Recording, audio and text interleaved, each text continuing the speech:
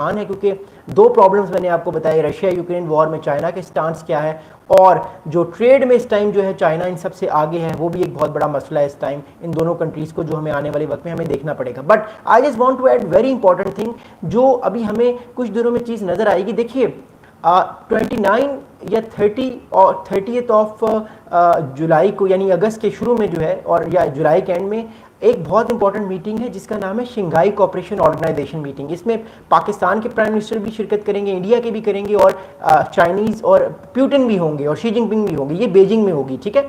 इस मीटिंग में जो है बहुत सारी और चीज़ें हमारे सामने आएंगी, और अमेरिका इस मीटिंग को लेके काफ़ी अपसेट भी है, क्योंकि सितंबर के महीने में यूनाइटेड नेशंस की मीटिंग भी है। तो बहुत सारी चीज़ें जो है इस टाइम दुनिया में हो रही हैं, और एक तरफ जो हमने बात की कि भी हाल ही में कंबोडिया और थाईलैंड की जो जंग हो रही है, जिसमें मैंने प्रॉपर्ली वीडियो भी बनाई है कि इसके आने वाले फ्यूचर में असरात क्या होंगे रीजन पे खास तौर पे, क्योंकि चाइना का इन्वॉल्वमेंट भी इस जंग में हो सकता है आने वाले टाइम पे, और अमेरिका तो ऑलरेडी सपोर्ट कर रहा है थाईलैंड को। But setting aside, I just want to tell you one very important thing, वो ये है कि जितना ज़्यादा जो है वो फोकस इस टाइम जो होगा चाइना का अपने आप को इकोनॉमिकली बेटर करना, आने वाले वक्त में और चीज़ें उनके लिए बेहतर होंगी। आने वाले वक्त में वो अपने आप को और ज़्यादा जो है वो स्पेसिफिकली चीज़ों को बेहतर करने की कोशिश करेंगे, क्योंकि जो इस टाइम जो टैरिफ का मसला है अमेरिका की तरफ से, ये यूरोप को भी है। देखिए चाइना को ये टैरिफ का मसला नहीं है, अमेरिका यूरोपियन कंट्रीज़ को भी कहता है कि मैं तुम्हें भी टैरिफ लगाऊंगा, मैं यूके को भी टैरिफ लगाऊंगा, मैं फ्रांस को भी टैरिफ लगाऊंगा। ट्रम्प साहब is playing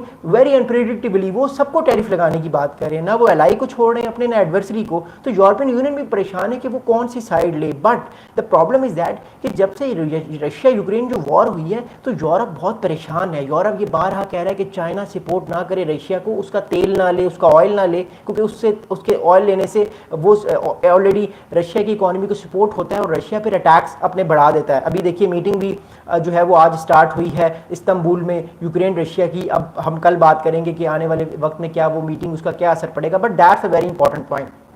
Okay, so Anim जो है वो thank you so much for your question. What are the reaction of USA on India UK FTA deal?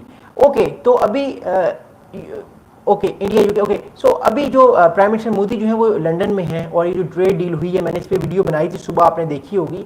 I think it's a very good deal for Indian economy, for Indian people. But ये है कि इससे obviously UK में भी jobs create होंगी। ये जो trade deal है, फ्री टैरिफ ट्रेड डील, जिसमें इसमें टैरिफ नहीं होगा, इसमें टैरिफ नहीं लगेगा 99% प्रोडक्ट्स पे, सिर्फ 1% प्रोडक्ट पे टैरिफ लग सकता है। तो गाड़ियाँ आएंगी इंडिया में, लग्जरी मिडिल क्लास तबका जो है वो गाड़ियाँ भी ले सकेगा। वो गाड़ियाँ इतनी महंगी नहीं होंगी जो टैरिफ लगने के बाद होती थी, और बहुत सारे लोगों को जॉब्स मिलेंगी। इंडिया से जो लोग हैं वो बहुत ज़्यादा अपनी गाड़ियाँ जो हैं वो बनाएंगे, हाइब्रिड कार्स बना के बेचेंगे यूरोप की कंट्रीज़ के अंदर। तो ऑब्वियसली इकोनॉमिकली ये दोनों कंट्रीज एक दूसरे को बेहतर जानेंगे और अपनी इकोनॉमी को बेहतर करने की कोशिश करेंगे। So I have made a video in the morning. Modi साहब जो विजिट पे थे, लंदन में गए थे, और उन्होंने एक मीटिंग भी की फिर बाद में केयर स्टारमर के साथ, जो प्राइम मिनिस्टर हैं यूके के। तो वो आप जरूर देखिएगा। I think Dalai Lama and Vivek, thank you so much for the comment. I think Dalai Lama and territorial interferences are main issues between India and China.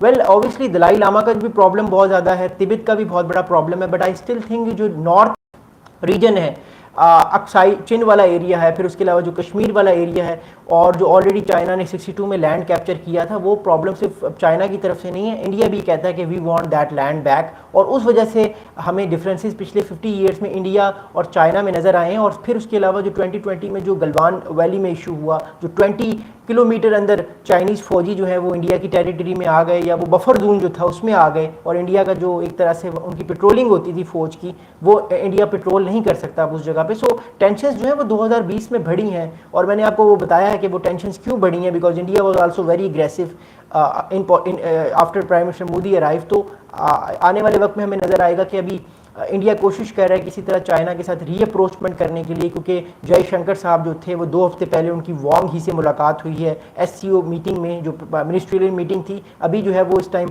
Modi साहब भी जाएंगे नेक्स्ट मंथ बीजिंग, अगर वो जाते हैं और उनकी मुलाकात पर्सनल होती है शी जिनपिंग से, शायद पाकिस्तान के प्राइम मिनिस्टर से भी हो जाए मुलाकात, तो मामला बेहतर होने की चांसेस ज़्यादा हैं। एंड आई थिंक इसके साथ साथ मैं एक और चीज़ आपको ऐड करना चाहता हूँ। जो इस टाइम मैसेजेस हमारे पास आ रहे हैं, ख़ास तौर पे जो चाइना की तरफ से मैसेजेस आ रहे हैं, वो मैसेजेस जो हैं वो बड़े ड्यूल मैसेजेस हैं। एक तो वो यूक्रेन रशिया वॉर पे बात कर रहे हैं कि ये वॉर हमने शुरू नहीं कराई, ये यूरोप का मसला है। हाँ, हम इस मसले को हल ज़रूर करवा सकते हैं अगर